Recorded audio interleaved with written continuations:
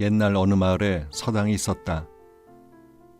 훈장이 아이들을 둘러본 뒤 근엄한 표정으로 글을 읽었다. 자, 따라 읽도록 해라. 바담풍, 바담풍. 아이들이 훈장의 가르침에 따라 우렁차게 바담풍이라고 따라 말했다. 훈장이 화를 버럭내며 아이들을 나무랐다. 어허, 누가 바담풍이라고 읽는 거냐? 바담풍이 아니라 바담풍이야. 다시 바담풍, 바담풍. 아니 이 녀석들 봐라. 바담풍이 아니라 바담풍이라니까. 아이들은 영문을 알지 못한 채 서로 얼굴을 들여다보며 이상하다는 표정을 지었다. 바담풍, 바담풍. 여러 차례에 걸쳐 이 같은 진풍경이 이어졌다. 나중에야 자신의 혀가 짧아 바람풍자를 계속 바담풍이라고 읽음으로써 벌어졌다고 알게 된 훈장은 몹시 겸연쩍은 표정으로 아이들을 이렇게 타일렀다. 그래, 나는 혀짤백이라 바담풍 하더라도 너희는 제대로 바담풍 해야 한다. 알겠느냐? 예, 알겠습니다. 바담풍. 스스로에게는 관대하면서 타인에게는 엄격한 기준을 적용하는 이중잣대의 심리는 가족 내에서도 빈번히 등장한다. 책 읽는 다락방의 제이입니다. Father, Mother, I love you 란 뜻을 담아 패밀리라는 말이 생겼다고 하죠. 이처럼 가족은 사랑의 원천이자 한 인생의 시작과 끝에 함께하는 사람들입니다. 인연으로 치면 이만한 인연이 어디 있겠고, 인간관계로 치면 나의 삶에 가장 큰 영향력을 주는 사람들이 바로 가족이죠. 이렇게 가깝다 보니 사이가 좋을 땐 이 사랑으로 죽을 만큼 힘들어도 견디는 힘이 되지만, 그렇지 않을 땐 이보다 더 힘든 관계가 없습니다. 오늘은 가장 가까운 가족 때문에 힘들어하는 사람들을 위한 책 한 권을 소개해드릴까 합니다. 유노라이프에서 펴낸 가족이라는 착각이란 책인데요.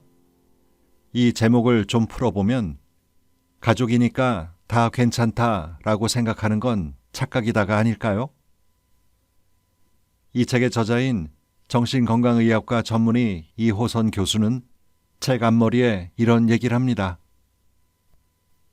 사람들은 여러 문제를 안고 진료실을 방문하지만 결국 내면의 진짜 문제는 가족으로부터 나온다. 가족 간의 문제가 해결되지 않으면 직장 생활, 대인 관계 문제도 본질적으로 극복하기 어렵다. 가족이라서 모든 문제에 개입하고 상처를 줘도 이해한다는 낡은 생각을 깨부수는 것이 최우선이다. 가족 간의 거리두기가 오히려 건강한 가족관계를 이루는 해결책이 될 수 있다고 저자는 말합니다. 생각해 보니까 예전에는 3대, 4대가 모여 함께 살다 보니 집안에 갈등이 생기면 더 많은 문제가 있었을 것 같은데, 조정이나 중재 역할을 하는 누군가가 꼭 있어서 오히려 큰 문제 없이 넘어가곤 한 것 같네요. 하지만 지금은 가족 구성원이 단출해서 문제가 생기면 바로 가족 당사자들의 문제가 되어버리기 쉬운 환경입니다. 밖에서는 잘 웃고 활기찬 사람이 집에 갈 시간만 되면 지금 안 해도 될 일을 찾거나 집 근처 어딘가를 배회하게 되는 경우가 생기는 거죠. 이 책은 부모와 자식과의 관계, 부부관계, 그리고 노부모와 자식들 관계에서 생길 수 있는 갈등 상황들을 실제 상담 사례와 함께 그 해결책도 제시해주고 있는데요. 그럼 그 이야기들을 함께 들어보실까요? 우리는 어쩌다 친묵가족이 되었을까? 민기는 겉보기에 아무런 문제가 없어 보이는 24살 대학생이다. 집안 형편도 넉넉하고 가족관계도 단란해서 주변에 부러움을 산다. 아빠는 중소기업을 운영하는 사업가이고 엄마는 알뜰살뜰한 전업주부이다. 민기는 초등학생 때까지만 해도 동네에서 모르는 사람이 없을 정도로 외모가 준수하고 활달한 아이였다. 어딜 가나 눈에 띄었다. 그런데 초등학교 고학년에 접어들면서 민기를 향한 엄마의 태도가 점점 달라졌다. 학업 압박을 심하게 한 것이다. 민기의 엄마는 민기의 학교 시험은 물론이고 학원 숙제까지 일일이 확인하고 간섭했다. 이건 정신만 똑바로 차렸으면 마칠 문제인데 집중을 안 해서 틀린 거잖아. 내일 시험은 정말 중요해. 지난번처럼 같은 실수를 하면 안 돼. 알았지?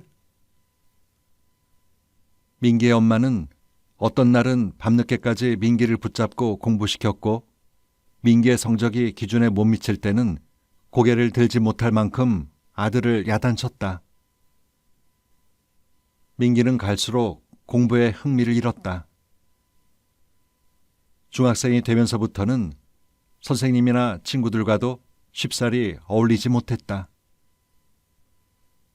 활달한 성격은 간대없고 늘 주눅들고 의기소침했다.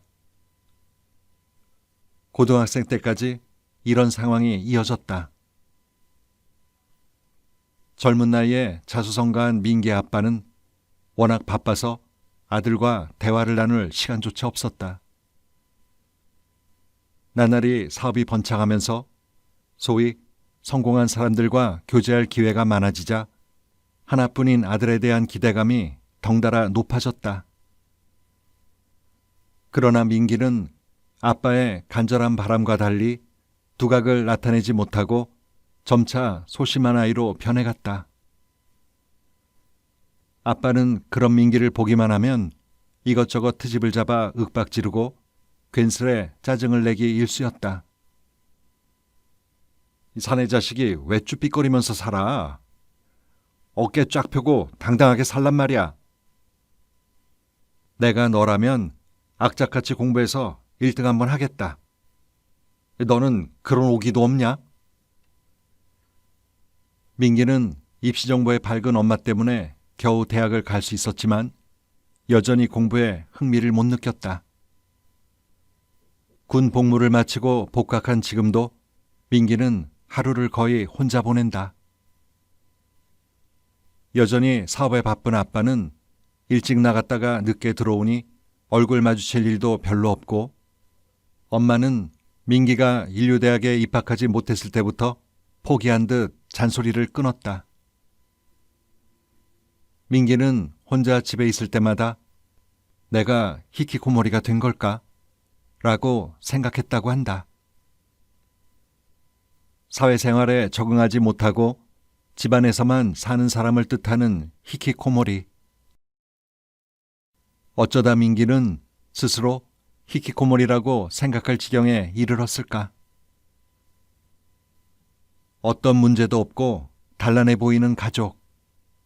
남들에게 부러움을 사는 행복한 가족처럼 보이지만 실상이면은 다를 때가 있다. 한 가족의 속사정은 제3자가 속속들이 알기 어렵다. 가정사는 보이는 모습이 다가 아니기 때문이다. 민기네 가족은 아빠, 엄마, 아들 3사람이 같은 집에 살기는 하지만 저마다의 성을 쌓고 살아가는 전형적인 한 지붕 3가족이다. 이는 비단 민기네 집 문제만은 아니다. 갈등을 겪는 가족에게 흔히 보이는 양상이다. 권위적이고 강압적인 방법으로 가족을 대하는 아빠. 사사건건 잔소리를 입에 달고 살면서 자녀의 일거수일투족이 마음에 들지 않는 엄마. 이런 아빠와 엄마 때문에 집에 있기 힘들고 한번 나오면 다시 들어가기 싫은 아들. 민기네는 가족이지만 소통도 없고 공감도 이루어지지 않는 침묵 가족이다. 소통장애 상태이다. 이런 가족은 소통의 실마리를 어디에서부터 풀어야 할까? 가족의 출발은 두 명의 부부로부터 시작하지만 자녀가 생기면 삼각관계를 형성한다. 부부가 둘만 있을 때는 갈등이 생기면 중재자가 없으니 누구든 둘 중 한 명이 화해의 손길을 내밀어 결말을 낸다. 그러나 자녀가 태어나면 문제가 달라진다. 자녀로 인해 부부 사이의 갈등이 줄기도 하지만 반대로 악화되기도 한다. 이 미묘한 삼각관계로부터 축적된 긴장과 갈등은 가족관계의 고유한 형태인 양 고착되기도 한다. 그러나 자녀는 부부 사이에서는 엄연히 제3자이고 타인임을 잊지 말아야 한다. 장희 씨는 가족과 감정적 교류가 어렵다. 아내와 사랑해서 가정을 이뤘지만 결혼 생활을 하면 할수록 아내와 관계가 소원해졌다. 장희 씨의 아내도 남편과 관계에서 상당히 거리감을 느꼈다. 아내는 남편이 그럴수록 아이에게 더욱더 관심을 쏟았다. 특히 첫째 아이에게 과도하게 애착을 보였다. 첫 아이에 대한 사랑이 남달랐던 까닭이다. 부모가 자녀에게 과도한 애착을 보일 때 보통 장녀이거나 장남일 때가 많다. 아니면 애착의 대상이 가장 늦게 낳은 막내나 자신과 제일 닮은 아이일 가능성도 있다. 장희 씨의 아내는 불안을 달래기 위해 아이에게 집착에 가까운 관심을 보였다. 아내와 아이의 관계가 가까워지면 가까워질수록 장희 씨는 더욱 가족과의 거리가 멀게 느껴졌다. 남편과 아내 사이에서 생긴 상처는 자녀에게까지 악영향을 끼친다. 이 사례의 경우도 피해는 자녀에게 고스란히 전달된다. 남편과 소원해진 아내가 자신의 불안으로 인해 자녀에게 집착하고 몰두할수록 자녀는 독립적이지 못하다. 자녀가 나이 들면서 어른의 역할과 기능을 해야 하는데 부모의 잘못된 관계가 아이를 성장하지 못하게 한다. 결국 악순환은 끊이지 않고 다른 구성원에게 거듭되는 것이다. 자신의 감정을 좀처럼 표현하지 않는 권위적인 남편과 매사 날카롭고 예민하게 반응하는 아내 사이에는 특징적인 상호작용이 이루어진다. 그것은 쫓아가는 자와 거리를 두려는 자로 나뉘는 상호작용이다. 부부 중 한 사람이 대화하려고 상대방에게 다가갈수록 다른 한 사람은 대화를 피한다. 대화하려는 사람이 아내이고 거리를 두려는 사람이 남편이라고 해보자. 남편은 의도적으로 텔레비전을 보거나 바쁜 척하거나 일부러 직장에서 늦게 퇴근하면서 아내와 마주치지 않으려고 한다. 이렇게 도망가는 남편을 억지로 붙잡지 않는 것이 원칙이다. 아내가 성난 표정으로 텔레비전을 꺼버리거나 뭐가 바쁘냐고 화를 내거나 무서운 얼굴로 퇴근하는 남편을 현관 앞에서 노려본다고 문제는 해결되지 않는다. 갈등만 증폭될 뿐이다. 이럴 때는 침착하게 한 박자 쉬고 마음을 다스려야 한다. 만약 당신이 쫓아가는 자라면 내 인생에 저 사람 외에 무엇이 중요한가? 라고 스스로에게 질문을 던진다. 그렇게 당신의 내적 공허감을 탐색한다. 이럴 때 한 발자국 떨어져 거리를 두려는 자를 타인으로 여기는 방법도 상황을 객관화하기 좋다. 부부의 정서를 키우는 방법 중에 잘 알려진 내 입장에서 이야기하기가 있다.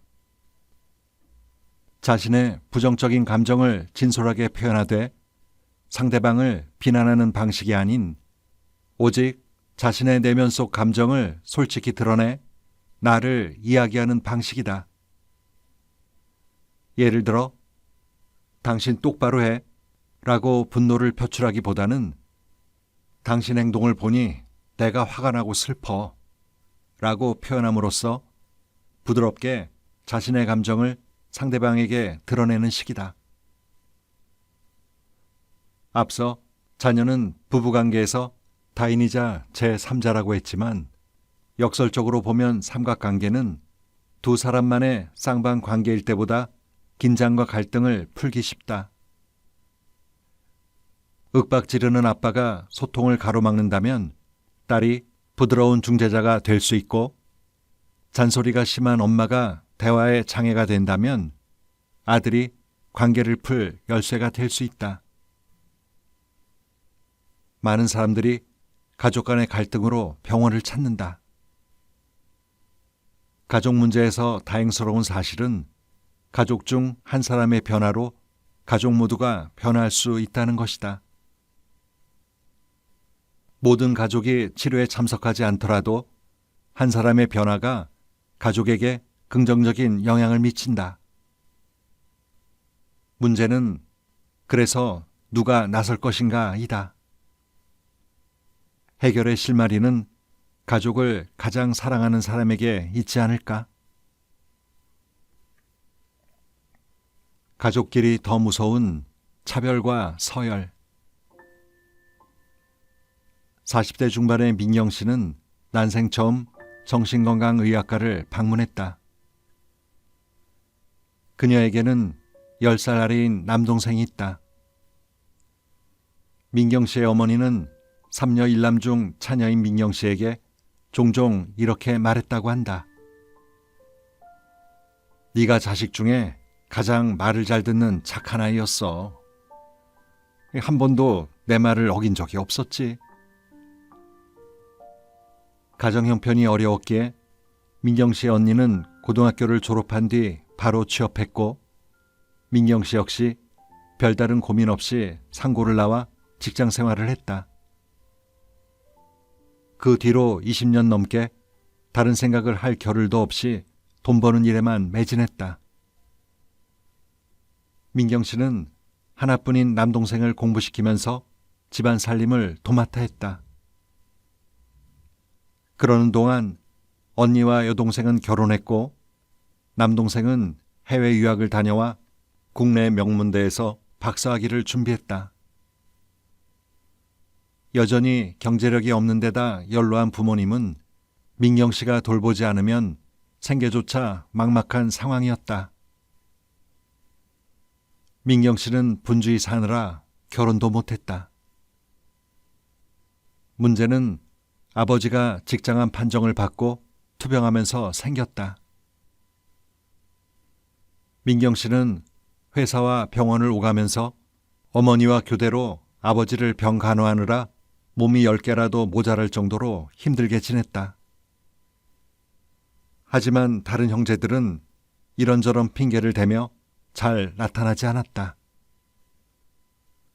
어머니의 태도는 더했다.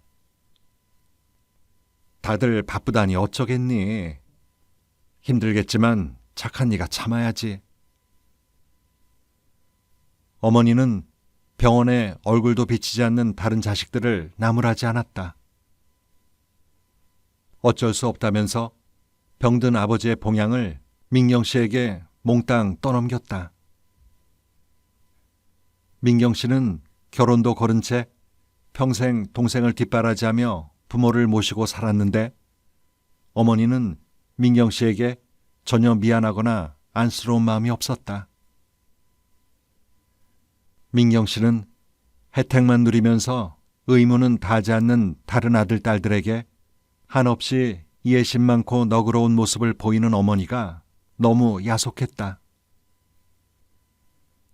10손가락 깨물어 안 아픈 손가락 없다는 말은 책에만 존재한다고 여겼다.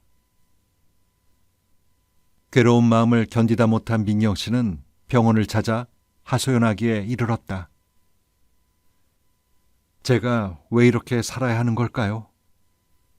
무슨 큰 죄를 지은 것도 아니고. 민경 씨에게 가족은 무거운 짐이었다.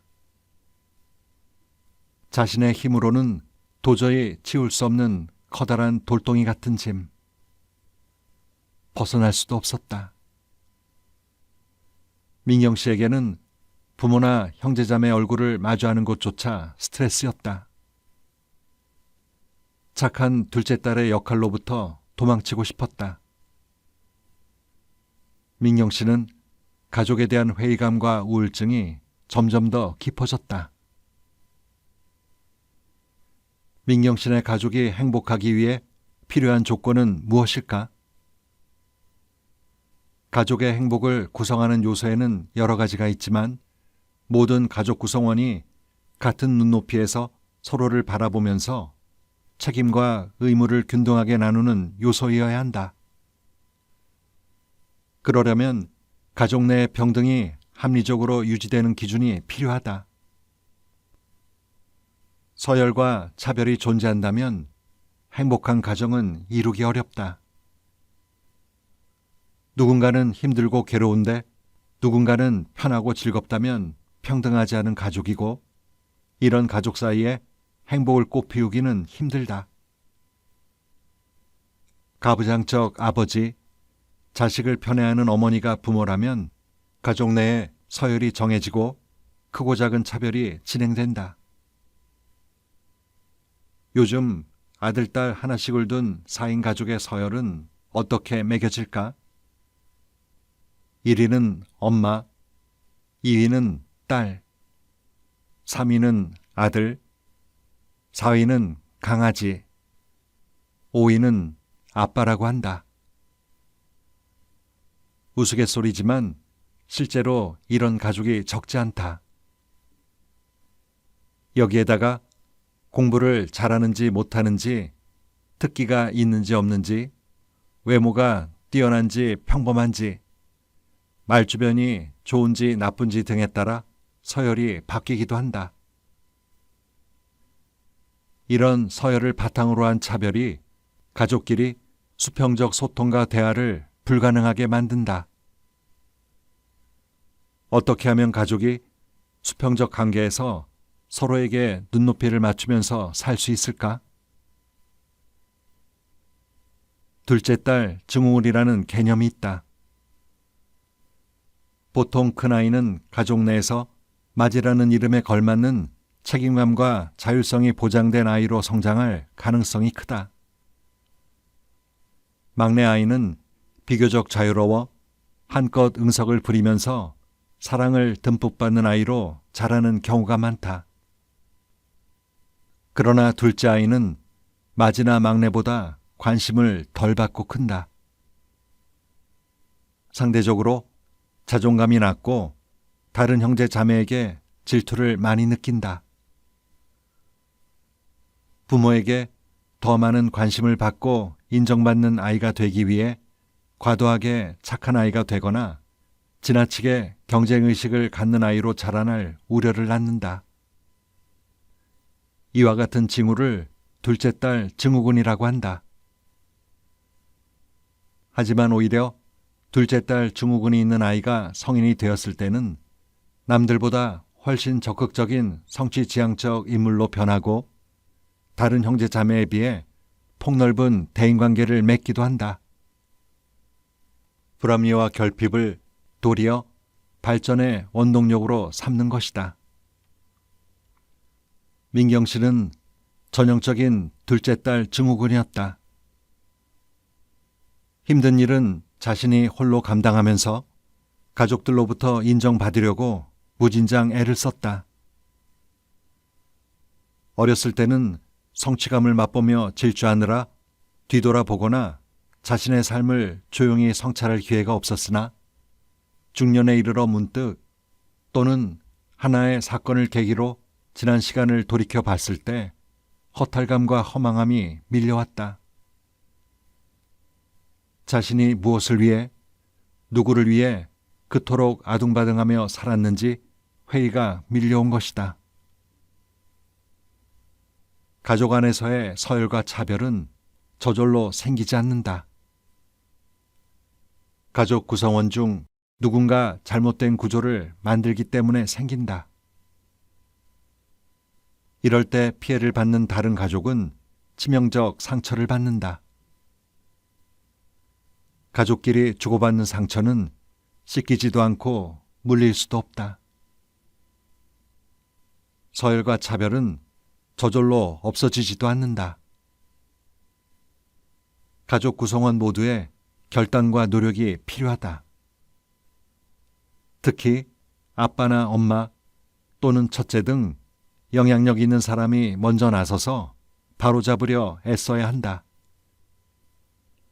그렇지 않다면 스스로 차별 대우를 받는다고 생각하거나 가족을 위해 짐을 진다고 느끼는 사람이 솔직히 털어놓는다.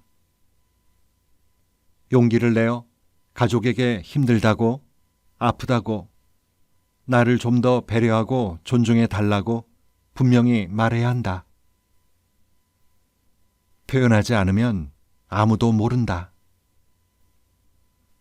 착한 아이가 되려고 노력할 필요는 없다.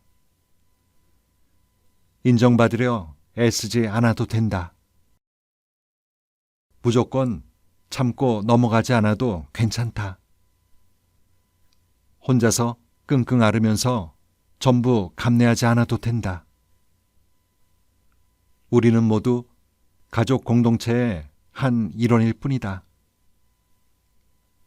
가족 때문에 힘든 사람이라면 가족이 다 모인 자리에서 모두의 눈을 똑바로 바라보면서 이렇게 말했으면 좋겠다.